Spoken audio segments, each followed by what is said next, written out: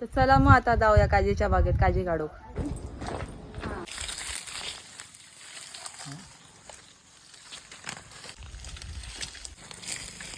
काय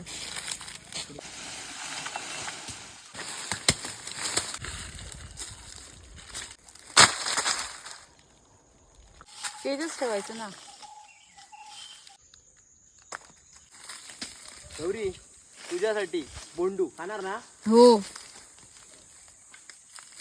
ये आउजे.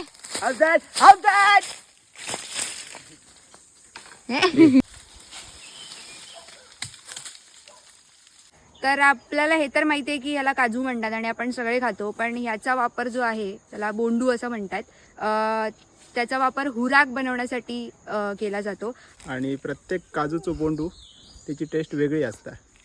आणि आमच्याकडे प्रत्येक काजीक एक वेगवेगळं नाव आहे. म्हणजे साखरेची काज किंवा अजून काहीची ग हुमल्याची काज, त्याच्यावर लय हुमले असतात म्हणजे ते लाल मुंगे.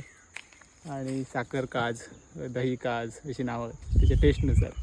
काय मग काजू गोळा केली काय नाही? मग आता मी जाताव घराकडे, मस्त हे सुकट ठेवताव उन्हात आणि मग चुलीत टाकताव आणि भाजून खाताव. येवा तुम्ही पण.